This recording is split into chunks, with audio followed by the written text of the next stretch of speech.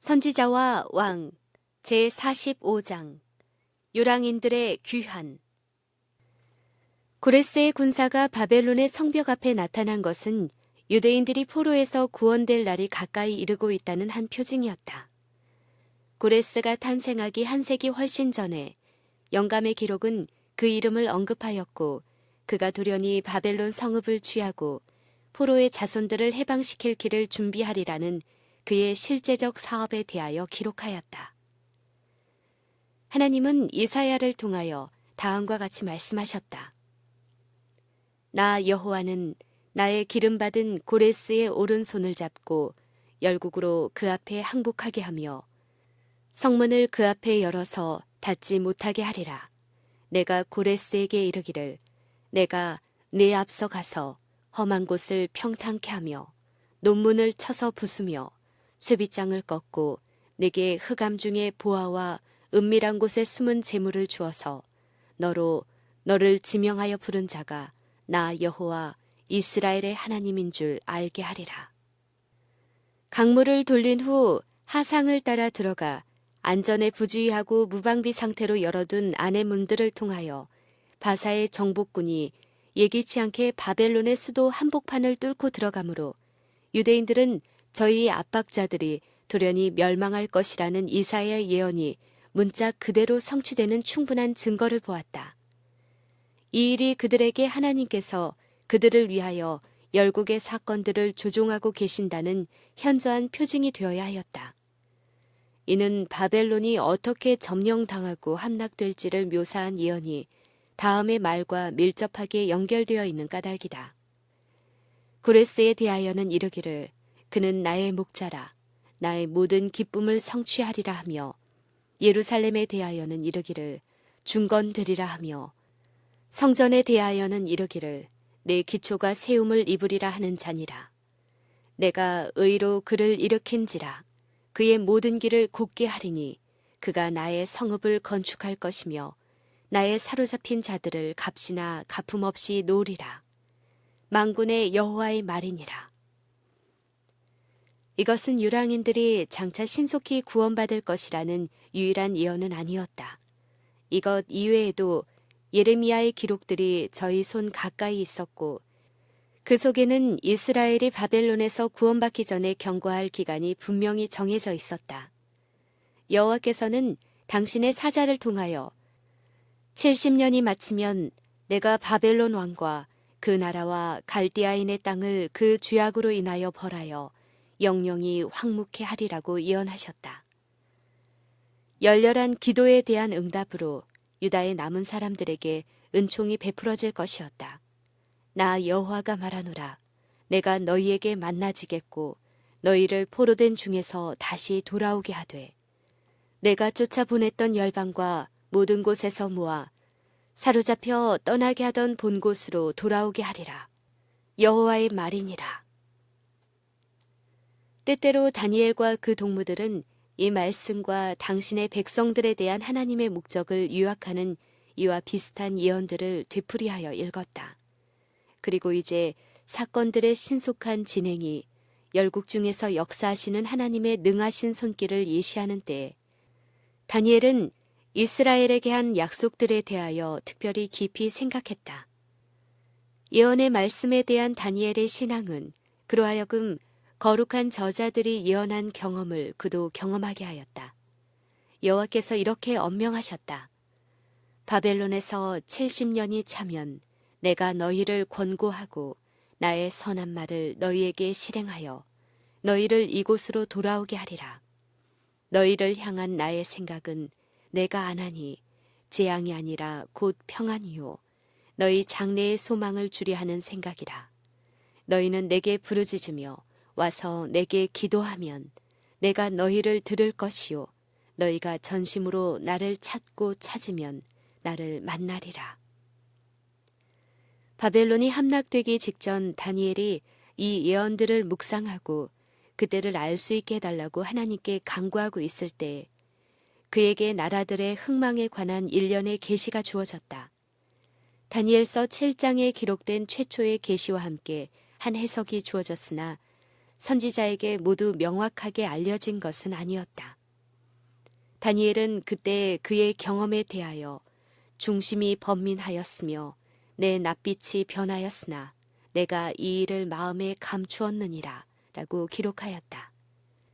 다른 계시를 통하여 더 많은 빛이 장래의 사건에 비추었고 이 계시의 끝에 다니엘은 거룩한 자가 말하더니 다른 거룩한 자가 그 말하는 자에게 묻되 이상에 나타난 바 일이 어느 때까지 이를꼬 하는 것을 들었다.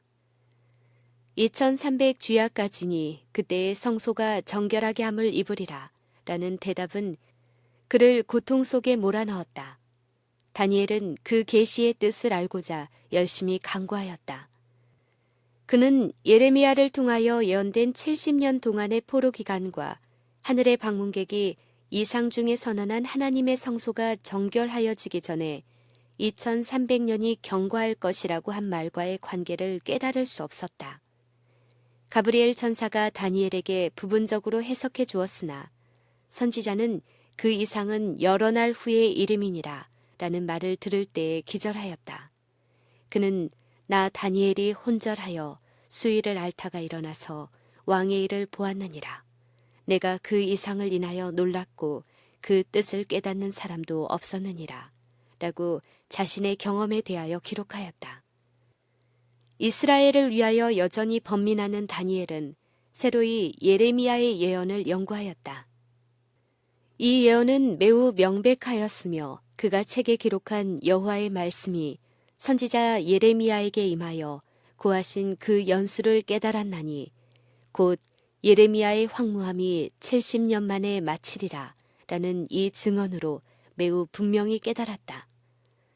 확실한 예언의 말씀 위에 기초를 세운 다니엘은 이 약속들의 신속한 성취를 위하여 믿음으로 여호와께 간구하였다.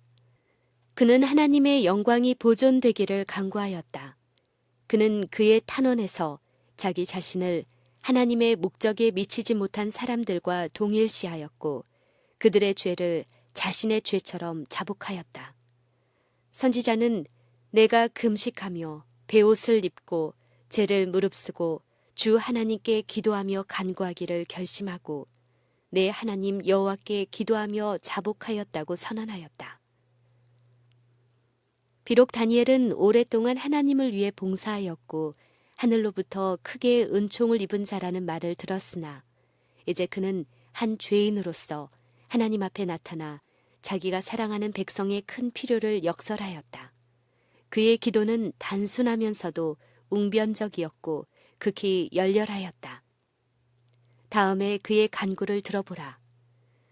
크시고 두려워할 주 하나님, 주를 사랑하고 주의 계명을 지키는 자를 위하여 언약을 지키시고 그에게 인자를 베푸시는 자시여.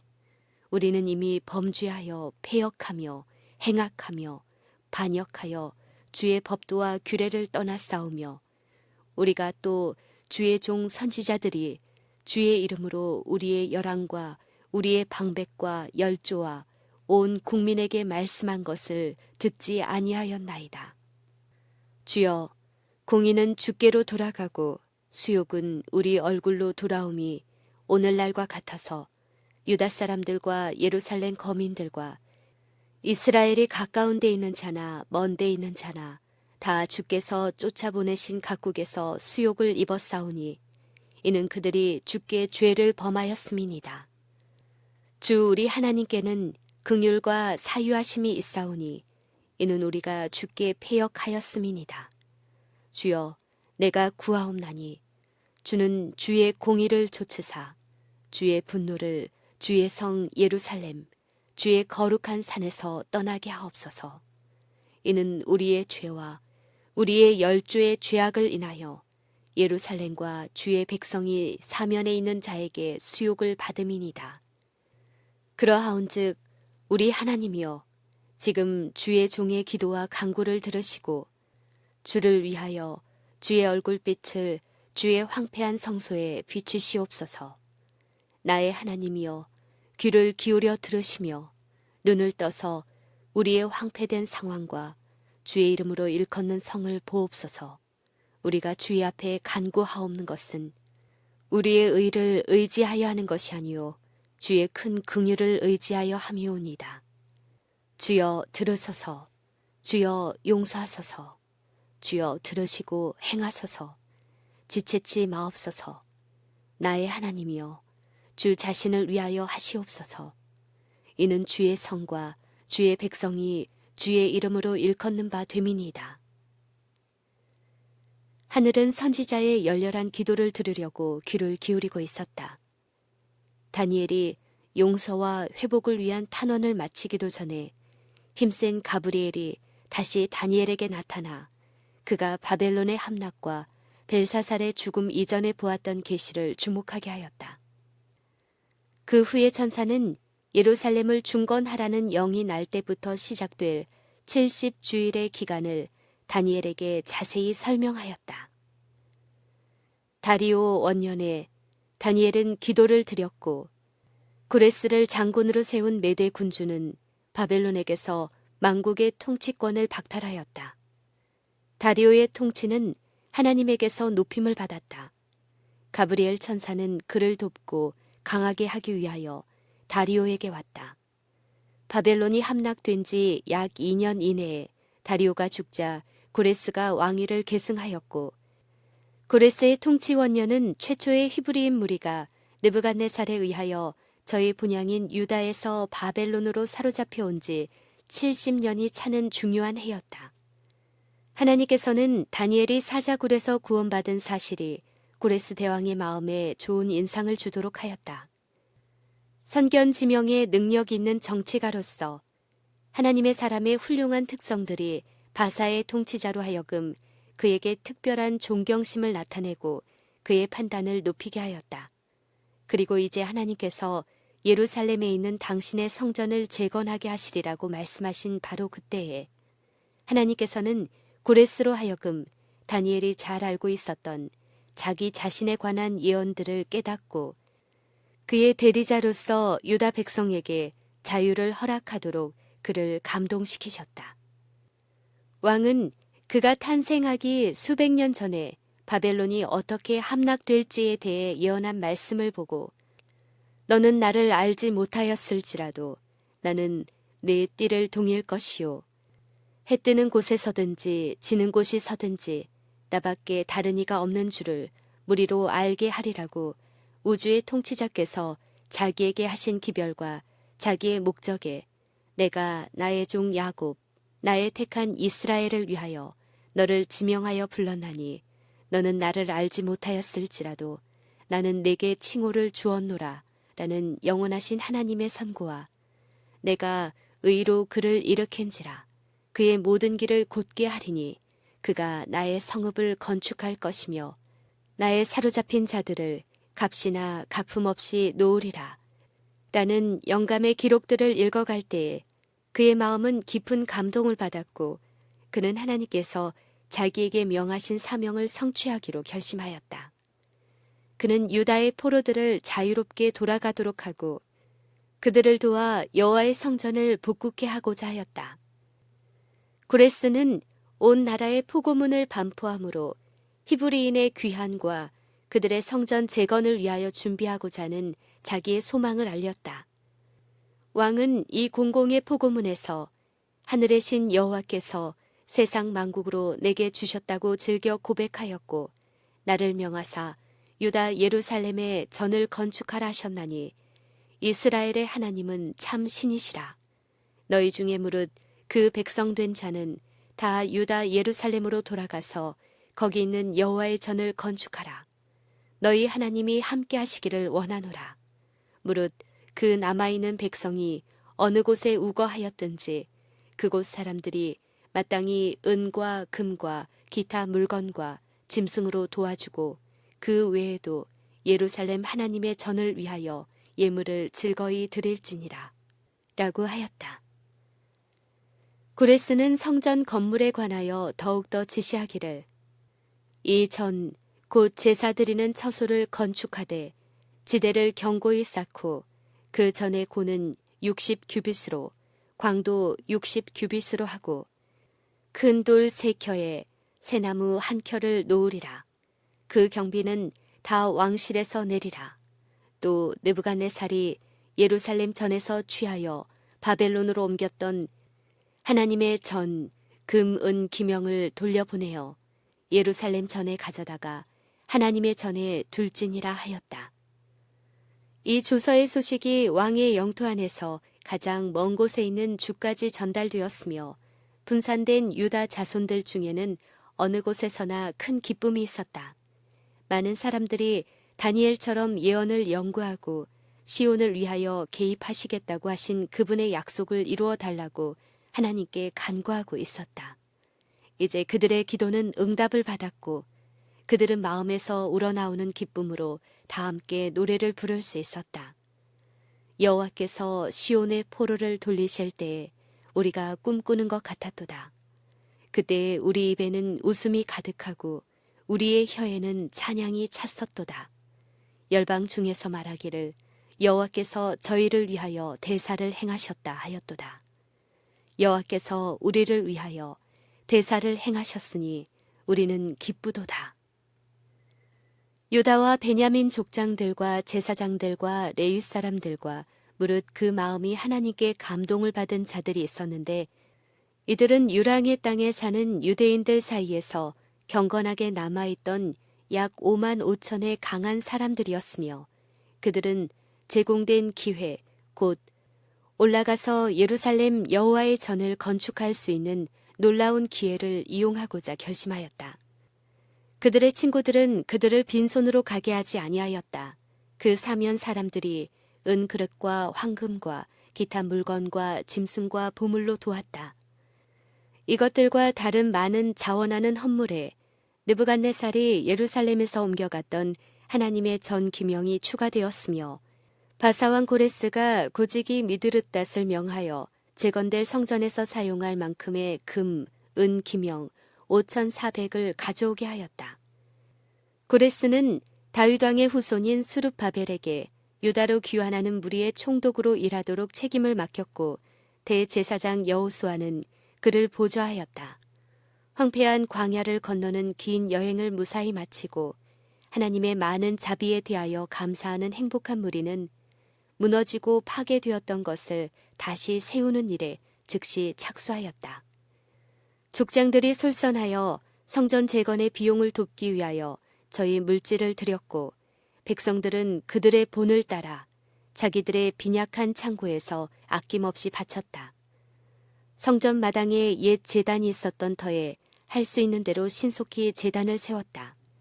이 제단의 봉헌식과 관계된 행사로 백성들이 일제히 모여 거기서 느부갓네살이 예루살렘을 파괴할 때에 중단되었었던 거룩한 예배를 다시 복구하는 데 연합하였다. 그들은 황폐된 저희 가옥들을 다시 건축하려는 욕망으로 가득 찼으나 그 일을 위해 헤어지기 전에 그들은 또한 초막절을 지켰다. 매일 드리는 번제를 위한 제단을 세우는 것은 충성스러운 남은 자들에게 큰 기쁨이 되었다. 진심으로 그들은 성전 재건을 위하여 필요되는 준비를 시작했고 이 준비가 달마다 진전되어 나아갈 때 그들은 용기를 얻었다. 그들은 여러 해 동안 눈에 보이는 하나님의 임재에 대한 증거를 갖지 못했다. 저희 조상들의 배도가 남긴 많은 슬픈 유산들에 둘러싸여 있었으므로 그들은 이제 하나님의 용서와 은총에 대한 어떤 영구적인 증거를 갈망하였다. 개인의 재산과 전에 가졌던 특권을 다시 얻는 것보다 그들은 하나님의 승인을 더욱 귀중히 여겼다. 하나님께서 그들을 위하여 기이하게 역사하셨으므로 하나님이 자기들과 함께 하심을 확신하였으나 그들은 아직도 더욱더 큰 축복을 갈망하였다.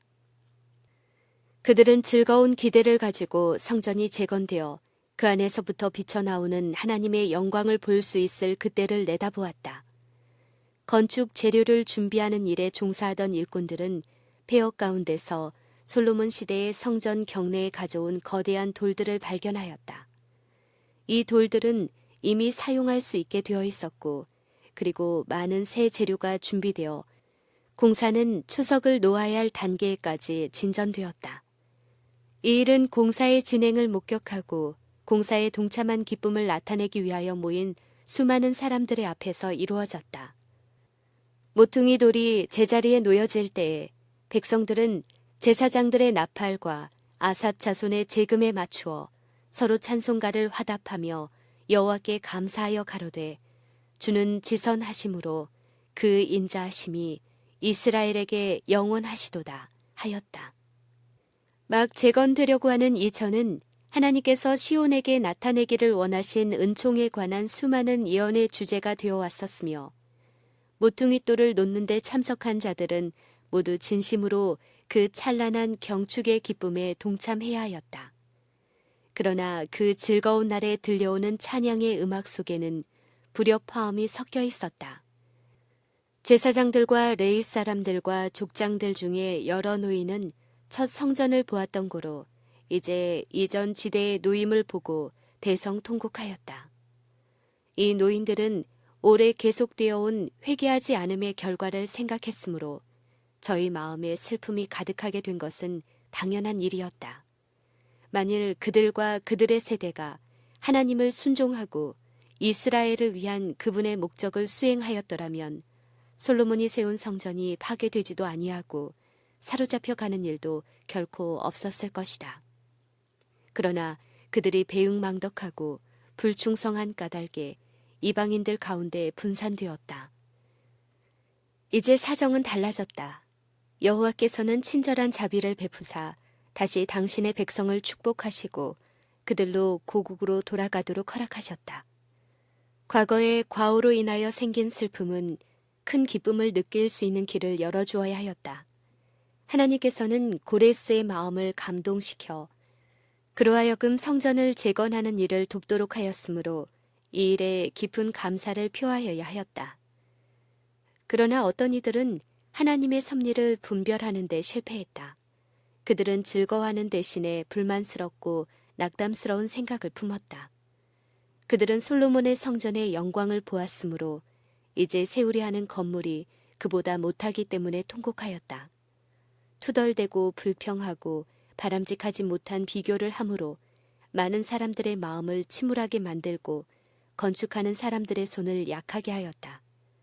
공사하는 자들은 시초부터 그처럼 빗발치는 비난을 받고 그처럼 많은 통곡을 자아내는 건물의 공사를 더 계속해야 할지 그 여부를 의심하게 되었다.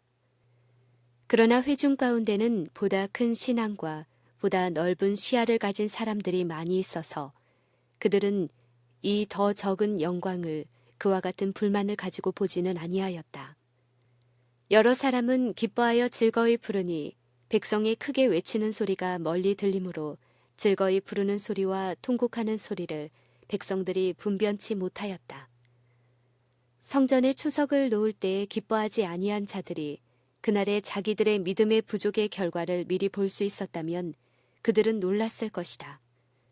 그들은 저희가 말한 불만과 실망의 말에 대한 책임을 거의 깨닫지 못하였고 그들의 표시한 불만이 여호와의 집의 완성을 얼마나 지연시킬 것인지를 조금도 깨닫지 못하였다. 첫 성전의 장엄함과 그 예배의 당당한 의식들은 포로가 되기 이전에 이스라엘 백성의 자랑거리였으나 그들의 예배는 때때로 하나님께서 가장 중요하게 여기시는 그러한 요소들이 결여되어 있었다. 첫 성전의 영광과 휘황찬란한 예배가 그들을 하나님께 간합되도록 할 수 없었으니 이는 성전의 영광보다 하나님이 보시기에 더 귀중한 것을 드리지 아니한 까닭이었다. 그때 그들은 겸손하고 참회하는 정신의 제물을 하나님께 가져오지 아니하였다. 하나님의 나라에 절대로 필요한 원칙들에 유의하지 아니할 때 의식들은 많아지고 사치에 흐르게 된다. 품성 건설을 게을리할 때, 영혼의 단장이 결여될 때, 단순한 경건이 멸시를 받을 때, 교만과 허식에 대한 사랑이 장엄한 교회의 건물과 찬란한 장식과 당당한 의식들을 요구하게 된다. 그러나 하나님께서는 이 모든 것으로 영광을 받으시지 아니하신다. 하나님께서 당신의 교회를 귀중히 여기시는 이유는 그 외적 우세함 때문이 아니요 교회를 세상에서 구별시키는 성실한 경건 때문이다. 하나님께서는 교인들이 그리스도를 아는 지식 안에서 자라는 것과 그들의 영적 경험의 진척 여하에 따라 평가하신다. 하나님께서는 사랑과 선의 원칙을 찾으신다. 모든 예술품의 아름다움을 동원한다 할지라도 그리스도의 대표자들에게서 나타나는 성품의 아름다움과는 비교할 수 없다. 회중은 그 땅에서 가장 가난할지 모른다. 외모에는 아무런 매력도 없을지 모르나 교인들이 그리스도의 품성의 원칙을 소유한다면 천사들이 그들의 예배에 그들과 연합할 것이다. 감사하는 마음에서 우러나는 찬양과 감사는 향연처럼 하나님께 올라갈 것이다. 여호와께 감사하라. 그는 선하시며 그 인자하심이 영원함이로다. 여호와께 구속함을 받은 자는 이같이 말할지어다. 여호와께서 대적의 손에서 저희를 구속하셨다. 그에게 노래하며 그를 찬양하며 그 성호를 자랑하라. 무릇 여호와를 구하는 자는 마음이 즐거울지로다. 저가 사모하는 영혼을 만족해 하시며 줄인 영혼에게 좋은 것으로 채워주심이로다.